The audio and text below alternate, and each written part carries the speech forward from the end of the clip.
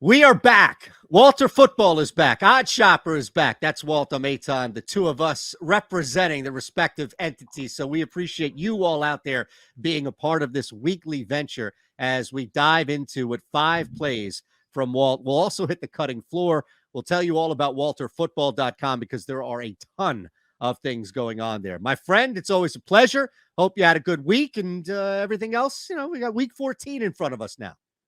Yeah, it's hard to believe that we're in week 14 already. Yeah, went 2-3 last week on the video, but I actually moved off the Texans. If you can see my picks once they're finalized on the Westgate site. I moved off Houston. As much as I love them at the end, I couldn't do it. I just couldn't pull the trigger. I actually have like a rule in one of my documents that says don't bet the worst team in the NFL.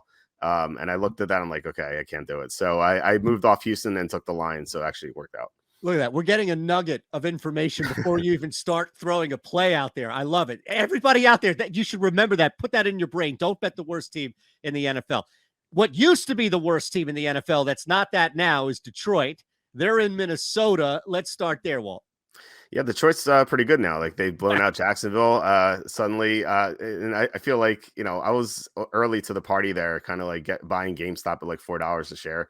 I've been on the Lions almost every week this year, except for the Seattle game when they were missing half their roster.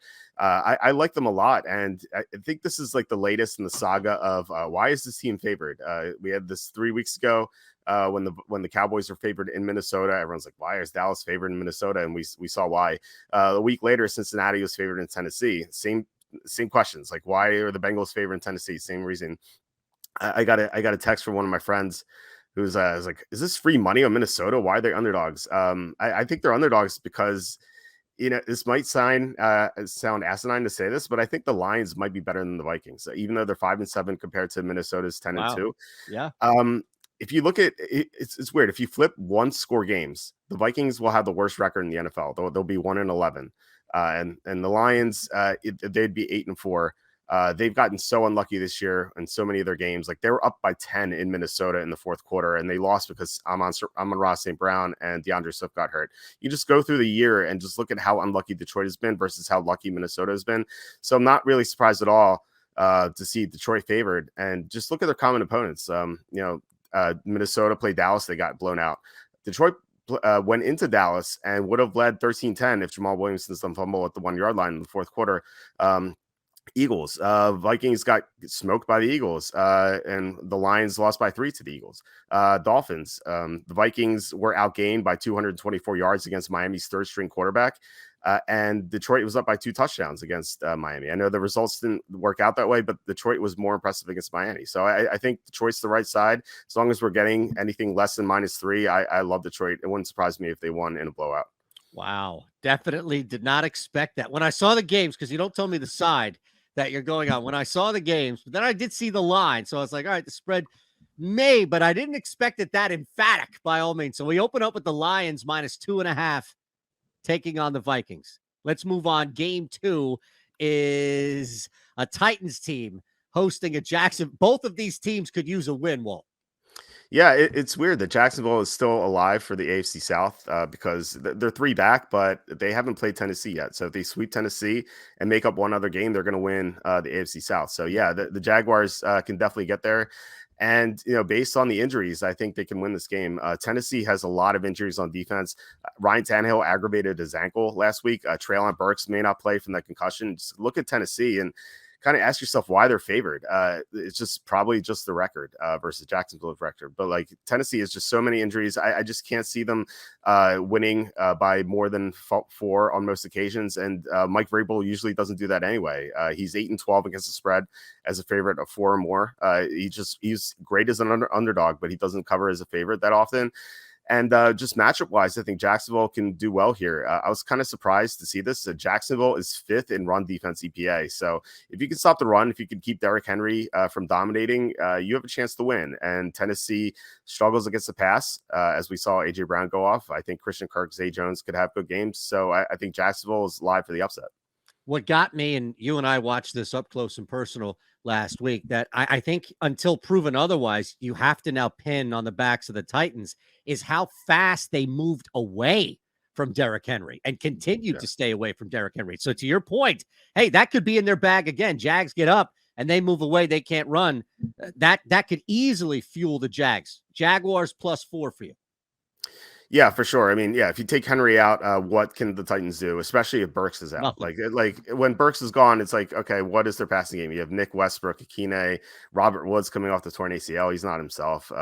This Chiggy Okonkwo guy who's he's like the athletic tight end, but he's only a rookie. So yeah, Tennessee's offense is just so dreadful if Henry can't play or can't Dreadful. run. I'm sorry. Well, no, you're right. And that's the big thing. It's just what happens if, in fact, it's A, he gets removed from the game, or B, not like taken out of the game, and B, like the Titans just move away from him. You mentioned dreadful. Denver's offense might love for people to call them dreadful, as bad as things are for them. Chiefs are in town. How do you see this one? It's it's been so bad this year. But you know, I actually like Denver here. It kind of sickens me. But they're not the worst. They're not the worst team in the NFL. They at least play really good defense, and I think they can match up well here against the Chiefs. As weird as it sounds offensively, I know Lofty on the other channel has always gone Denver under, and I've done that as well. Like it's been such a moneymaker this year. I actually like them over this week because I think they surprisingly match up well against the Chiefs defense. So the Chiefs are terrible defensively. They can't stop the run. So I think Latavius Murray is going to have a big game. And the Chiefs blitz a lot. I think they're in the top 10 of blitz frequency in the NFL.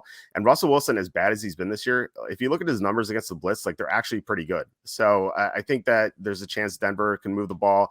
Kansas City's obviously going to move the ball, even though they're playing a great defense. And the Chiefs haven't really been that impressive this year. Like they've had two like really impressive wins that people remember. They destroyed the Buccaneers and they destroyed the 49ers. Now we've seen Tampa since that game kind of struggle, and that win doesn't look as good as it did when it happened live. And that 49ers game, that was a week after the 49ers were down half the roster against Atlanta. So I don't think they were healthy for that game either. Otherwise, this year, the Chiefs beat the Raiders by 1. They had to go to overtime to beat Malik Willis. They only beat the Jaguars by 10, even though Jacksonville missed a chip shot field goal right before halftime. The Chiefs just haven't been that great this year. And Denver has only lost by once by double digits this year. So I think this is going to be a close game.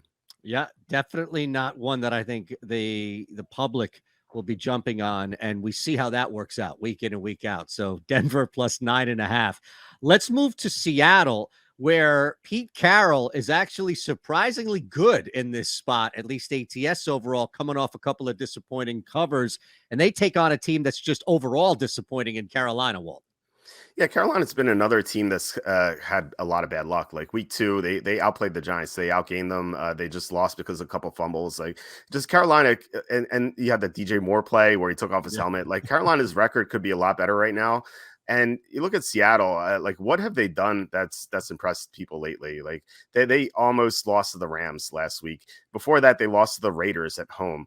Before that, they were dominated by Tampa in London, and Tampa obviously not that good.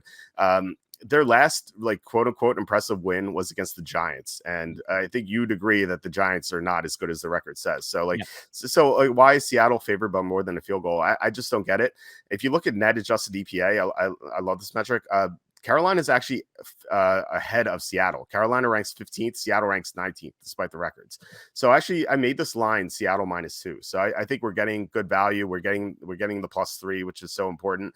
And another factor is that Seattle plays the 49ers in 4 days. So I don't think they're going to be focused for this game, especially coming off Geno Smith's first comeback or game-winning drive since 2014. I'm sure they're celebrating and not really taking Carolina seriously, whereas the Panthers could still win the NFC South, as crazy as it is, because they already beat Tampa this year. So if they beat Tampa again, they're going to be in great shape. So I like Carolina to pull the upset.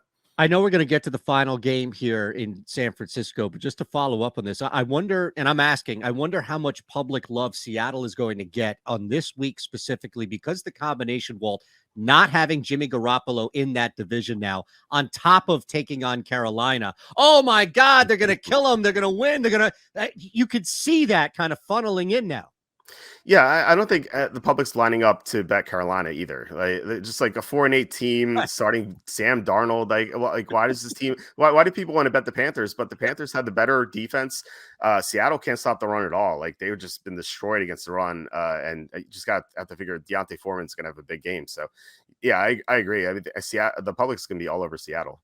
All right, one more game, but let's remind everybody what's going on here at walterfootball.com before we get to the final one with the Tampa Bay Bucs and 49ers and an interesting conversation about both quarterbacks. But you do way more than talk about quarterbacks. From mock drafts, DFS, getting ahead of lines, betting content. You guys do a ton. Basically everything that you need, the one-stop shop as we continue to promote over there at walterfootball.com. Yeah, we update our picks throughout the week. If there are line changes, injuries, like we're on it. We just have updates like constantly. We grade every signing, every trade, even have disaster grades. If a big player gets injured, we talk about like how much of a disaster it is for the team. Awesome. Yeah, updated mock drafts throughout the year. Every single week we update our mock drafts, fantasy rankings, DFS content. We have it all at walterfootball.com. Love it. Again, we'll remind you before we get out of here. One game. We also have the cutting floor to hit. So let's do that. Let's hit Tampa Bay at San Francisco. Then we'll talk about anything that might have made the cutting floor that just missed the top 5 here. Yeah, I kind of teased this pick, talking about how bad Tampa has been all year. So I like San Francisco -3.5. I hate betting -3.5. So it's like it's the only line where you can fade blindly and profit long term. Just because I think it's like the +3.5 hits like 47.6% of the time, or -3.5 fails 47.6% of the time. But as long as you have a good reason, I think you can bet the -3.5. And I think this is a good reason. I just think this line is way off. I made this line -7. I just have no respect for Tampa at all. And like, why would you? They almost lost to the Saints on Monday night. They lost to the Browns. They barely beat the Rams a few weeks before that. The last good team they played, they played a lot of bad teams. The last good team they played was Baltimore, and they got blown out on the Thursday night game. I just don't see how the Niners or the Buccaneers compete with the Niners. Their offensive line's in shambles with Tristan Wirfs out. If he's out, I just can't see them blocking Nick Bosa and the rest of the Niners front. And the only concern here is Brock Purdy. I think if Jimmy Garoppolo were starting, this line would be closer to the -7 that I projected. But it doesn't really, like, in this matchup, I don't think it matters because Purdy can do what Garoppolo does, just distribute the ball to all their playmakers. And I like playing great teams with their backup quarterbacks. Just look in history, like it always tends to pan out because the rest of the players know that they have to play at 100%, 110%. And I think they're going to do that. They're going to rally around Purdy, and they're going to play way better than Tampa. I can see this being a blowout. Like, given like there's so much hype with the Buccaneers, I guess in their locker room after that last second win against the Saints, and they're probably so excited about it. I just like, you're excited about a win against the Saints who couldn't even score against San Francisco. I think the Niners are going to kill the Buccaneers. I love it, man. Great point, too. It's such an under-discussed element about the perceived drop-off between most starting quarterbacks and their backups and how people will rush and fail to bet against that. All right, let's run through this real quick. Your top 5 plays, and then give us 1, maybe 2 that hit the cutting floor. Yeah, top 5 plays. Lions -2.5, Jaguars +4, Broncos +9.5, Panthers +3.5, and 49ers -3.5. The honorable mentions, I have 2 of them. Buffalo -9.5 against the Jets. I think this is a line that people are going to be like, oh, this is way too high. I'm going to take the Jets. But first of all, there might be an illness in the Jets locker room. I saw 5 players tagged with an illness on Wednesday that kind of caught my attention. Second, the Bills lost to the Jets, so I think they're going to be on the radar. And the Bills just destroyed the Patriots on Thursday night. I think the Bills are kind of getting their act together, and if they can destroy the Patriots, they can destroy the Jets because the Patriots swept the Jets. So I see this being an ugly blowout. The other one is Baltimore. This is another good team playing a backup quarterback with Tyler Huntley. The advanced spread on this game is Baltimore -4, and it moved it to +2.5. So it's a 6.5 point line movement for Lamar Jackson. You know, normally I think most casual bettors be like, yeah, Lamar Jackson, he's so much better than Huntley. But Huntley, first of all, Huntley's a great backup. Second, Lamar Jackson was not healthy healthy. He was so banged up. He had a couple injuries plus an illness. So I don't think this is that much of a drop off. So these Steelers Ravens games are always close. 5 out of the last 6 meetings are decided by 5 points or fewer. So yeah, I think this is going to be a 3-point game either way. If this were +3, it would be on my card. Love that call. Absolutely love that call. And again, you're locked in to the Superbook lines. So where people may be able to take this advice and then go out and bet it, we're looking at where you have it at 3.5 versus the difference of the hook is, or 2.5, pardon me, versus 3. WalterFootball.com. You got to pimp what you guys are doing for the mock drafts one more time, man. You guys are crushing these. You're getting ahead of these. The only place you can go to get profitable mock draft betting information. Yeah, our senior NFL draft analyst, Charlie Campbell, he nailed his first 10 picks in his 2022 mock draft. And it's because he has so much insider information. Like, I'll get texts from him during the week and be like, Team X is taking this player. And it happens. He just talks to all these guys in the front office. And that's how we were able to profit off our draft props. We hit, except for long shots, we hit all of our draft props. So I'm looking forward to it this week. We'll have draft props as usual the week of the draft. Awesome. We'll see you all again next week. Walt, it's always a pleasure, my brother. Thank you. Yeah, same here. Thanks.